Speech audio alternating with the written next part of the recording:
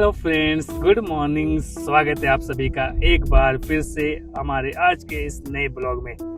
मेरे पीछे ये आप खूबसूरत से बहती नदी देख रहे हैं और नदी के पीछे ये उससे भी खूबसूरत पहाड़ और पहाड़ के पीछे थोड़ी दूर पे एक और पहाड़ और वो पहाड़ पे कई सारे चेक पोस्ट दिख रहे होंगे। असल में वो चेक पोस्ट पाकिस्तान में है और ये जो नदी है किशनगंगा नदी यहाँ से होके आगे की तरफ फ्लो करती है और जिस जगह पे मैं खड़ा हूँ इसे कहते हैं गुरेज और गुरेज से सिर्फ 1 किलोमीटर के डिस्टेंस पर है पाकिस्तान। गुरेज की खूबसूरती को और बेहतरीन से फील करने के लिए मैंने जिस जगह को सिलेक्ट किया है इसे कहते हैं वामपोरा और वामपोरा के कैंपिंग साइट पे मैंने अपना कैंप लिया है।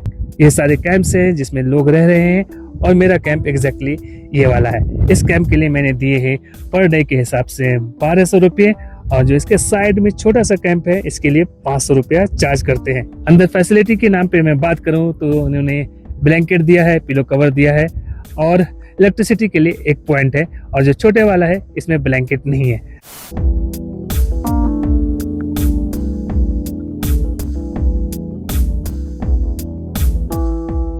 जो दो मोस्ट इम्पोर्टेंट प्लेस है यहाँ पे देखने के लिए, विजिट करने के लिए वो है टावर और वामपोरा है। 2-3 टिप्स हैं मोस्ट इम्पॉर्टेंट, इसको आप स्किप नहीं कर सकते। आप चाहो तो पूरी वीडियो को स्किप कर दो, लेकिन ये 3 पॉइंट्स अगर आप देख लेते हो तो आपका सारी डाउट क्लियर हो जाएगी और फिर गुरेज घूमने में आपको कोई परेशानी नहीं होगी। सबसे पहला टिप है, आप कभी भी गुरेज के लिए निकले अपने साथ वैलिड आई कार्ड जरूर लेके निकले। दूसरा है कि आप गुरेज जा रहे हो तो कम से कम 2 दिन का ट्रिप प्लान करो। एक दिन में कुछ भी नहीं होता है क्योंकि गुरेज आने और जाने में लगभग 10 से 11 घंटे लग जाते हैं, तो आप मिनिमम 2 दिन का प्लान जरूर करो। और थर्ड और मोस्ट इम्पॉर्टेंट है कि कैसे गुरेज तक बिल्कुल आसान से, बिल्कुल कंफर्टेबल और कम पैसों में पहुंचा जा सकता है। सो गाइस, अगर आप कहीं पर भी रुक रहे हो श्रीनगर में, डल लेक के आसपास या राजबाग में, वहां से आप लो बस या ऑटो या ई रिक्शा, आप पहुंच जाओ बट मालू बस स्टैंड। 20 रुपया पर पर्सन चार्ज करते हैं। फिर बट मालू से आप टैक्सी लो, इनोवा भी मिलती है, टवेरा मिलती है, कई सारी मिलती है। शेयरिंग बेसिस पे पर पर्सन 150 रुपीज का चार्ज करते हैं और बिल्कुल कंफर्टेबल गाड़ी होती है। जितनी सीट्स होती हैं उतने ही लोग बैठते हैं। सो मैं पहुंच गया हूं अभी मंडी बस स्टैंड, इसको पारिमपुरा बस स्टैंड भी कहते हैं और यहीं से मिलेगी मुझे गाड़ी बांदीपुरा के लिए। सुबह के 7 बजे हैं और धूप अच्छी खासी निकल गई है और बस स्टैंड पे भीड़ भी काफी हो गई है। फिर बांदीपुरा जहाँ पर आपको टैक्सी उतारेगी एग्जैक्टली उसी पॉइंट से आपको गुरेज के लिए टैक्सी मिल जाएगी, जहाँ का किराया 250 रुपये है। तो आपका टोटल जो खर्च आने वाले हैं 250, फिर 150 और 20 रुपया, यानी 420 रुपया मान लेते हैं और कुछ ऊपर नीचे करके आप 500 में आराम से पर पर्सन यहाँ पहुँच सकते हो। अगर 3-4 लोग भी है तो भी आप 1500-2000 में गुरेज आ सकते हो। लेकिन अगर आप चाहोगे कि बुक कर रहे टैक्सी तो फिर आप 15,000 से ऊपर के लिए तैयार हो। अब यहाँ आने के बाद आपके पास 2 ऑप्शंस है, मैंने बताया। चाहे तो आप डावर में रुको या वामपुरा में रुको। डावर में रुकते हैं तो वहाँ कई सारे होटल्स हैं, कैंपिंग के भी कुछ ऑप्शंस हैं और वहाँ पे खाने का बहुत सारा ऑप्शंस है। लेकिन अगर आप चाहते हो नेचुरल ब्यूटी को एंजॉय करना, प्रिस्टीन लोकेशन को विटनेस करना और ठंडी ठंडी हवाएं, शाम में बेहतरीन सा नज़ारा देखने के लिए, तो फिर मेरा सजेशन होगा आप रुक जाओ इस लोकेशन पे और इसे कहते हैं वामपोरा।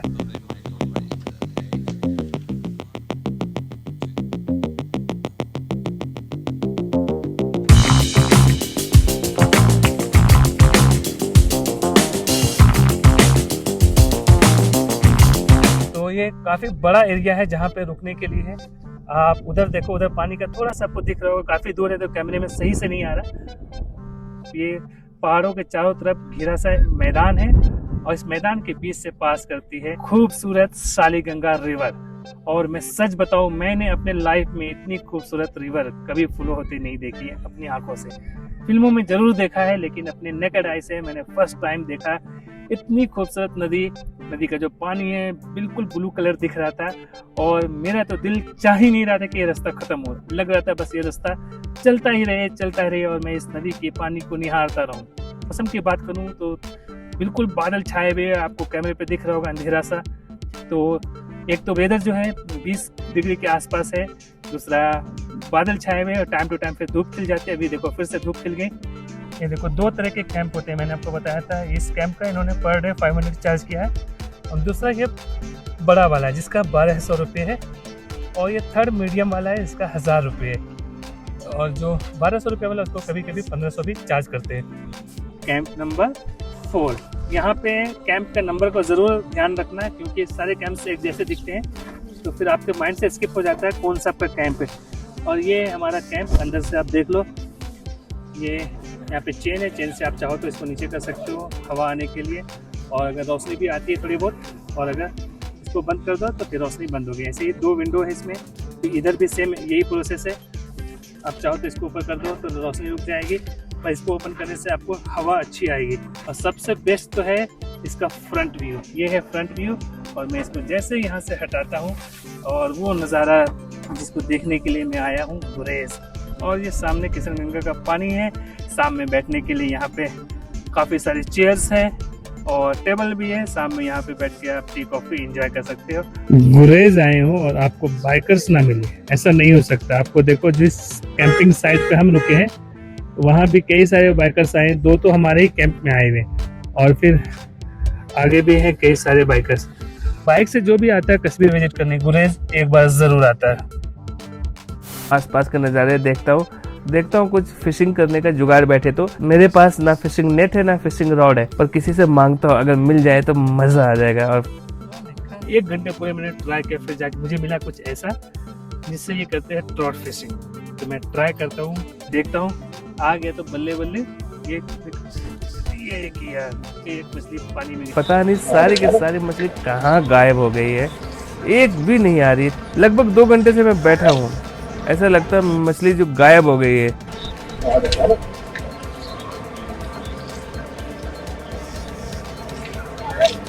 अब इससे ज़्यादा मैं इंतज़ार नहीं कर पाऊंगा।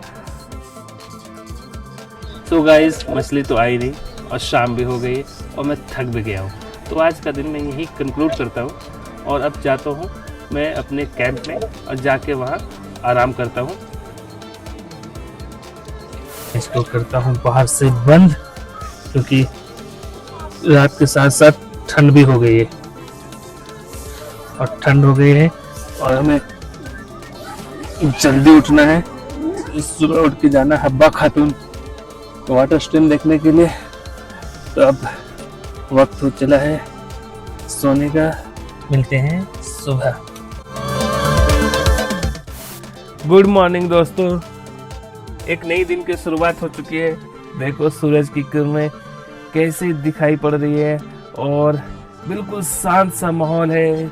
लगभग सभी लोग सो रहे हैं, कुछ इक्का दुक्का लोग जगे हैं। जो नदी है इसका जो पानी है इसकी आवाज़ कितनी अच्छी लग रही है। देख लेता हूँ पहले भाई साहब उठे हैं कि नहीं, चाय वाले। अंदर कोई नहीं दिख रहा है।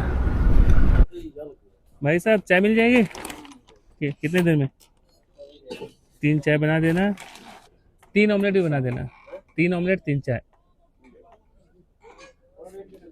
हाँ ठीक है, वो करेंगे। एक उसको दे देना चाय ऑमलेट। कि वो भाई कहाँ गए एक और? अरे प्रेमता उन्होंने बोला था वो हब्बा खातून ले जाएंगे। चलो जौहर भाई, हब्बा खातून।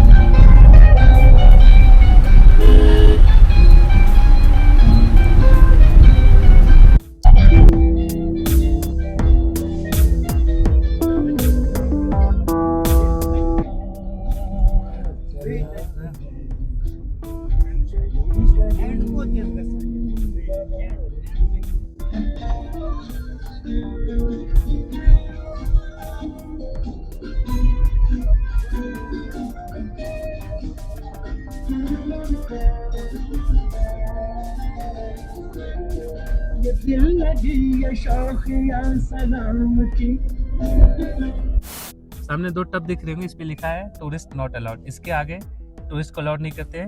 जो लोकल्स हैं सिर्फ वही आ रहे हैं और जा रहे हैं। और सामने जो बैरिकेड्स आपको अगर दिख रहा होगा वो जो है वो पाकिस्तान का एरिया है, उसके उस पार।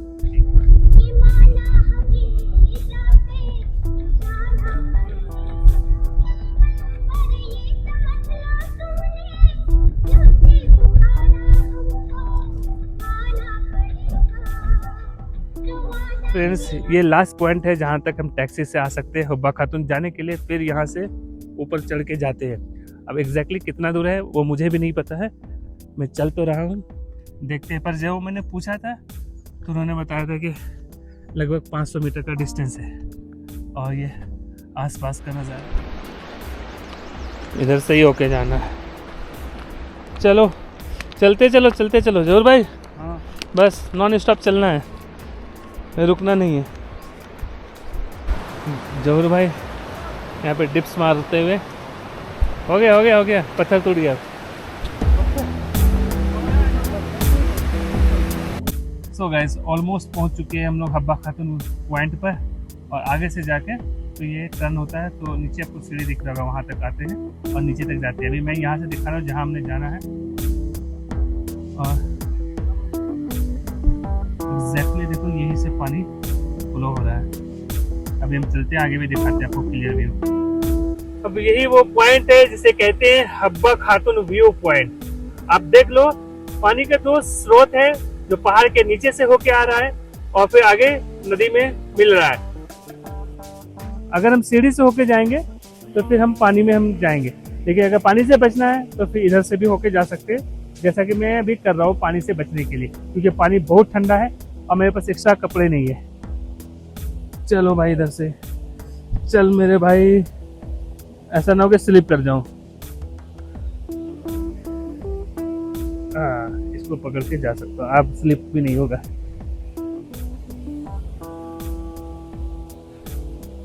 यस, मैं आ गया हूँ इस पत्थर पे पूरा का पूरा।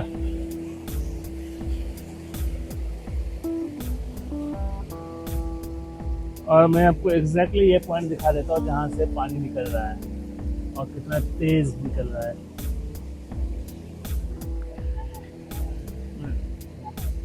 यहाँ से किशनगंगा का आप देखो ये वाटर सोर्स है और अंडरग्राउंड वाटर सोर्स है जहाँ से पानी बह रहा है, लगातार बह रहा है। यहाँ का बहुत ही ज्यादा हिस्टोरिकल इम्पोर्टेंस है। कहते हैं कि कश्मीर में एक पोएटिस थी जिनका नाम था जूनी या जून, और इसका मतलब होता है कश्मीरी में मून। उनकी खूबसूरती इतनी ज्यादा थी कि लोग उनकी खूबसूरती का मुकाबला चांद से करते थे। वो उनकी शादी हो गई यूसुफ चक से, बाद में उनको मुगल एम्पायर ने कैद कर लिया, वहीं उनकी डेथ हो गई। और उनके मरने के बाद इन्होंने लगातार इसी जगह पे बैठ के कई सारी हार्ट टचिंग पोएट्री लिखी जो बहुत फेमस है, और जिसको दर्द वाली शायरी पसंद है उसके लिए तो इनकी शायरी को जरूर पढ़ना चाहिए। ये हब्बा व्यू पॉइंट है, इसके जस्ट साइड में किशनगंगा रिवर फ्लो कर रही है, आगे ये पहाड़ी है, पहाड़ी पे कई सारे चेक पोस्ट है जो कि इंडियन आर्मी के, और सामने जो पहाड़ी आपको दिख रही है जस्ट पीछे है पाकिस्तान। और अगर इस तरफ से दिखाएं तो ये जो सामने पहाड़ी आपको दिख रही है पाकिस्तान की ही पहाड़ी है। तैरने आता है? मैं बचाने नहीं आऊंगा, बहुत ठंडा पानी है। क्या हुआ? अब मत जो, आगे पानी गहरा है। पानी भर लेता हूँ क्योंकि ये जो पानी है ये प्योरेस्ट फॉर्म ऑफ वाटर है, किसी तरह का कोई भी कंटेमिनेशन नहीं है। इसको आराम से पियो। और पानी भरते भरते मैं आपको क्या बताऊं, मेरे जो हाथ है इसका कवाड़ा हो गया, बहुत ठंडा पानी है बहुत। ये आ गया ओरिजिनल वाटर।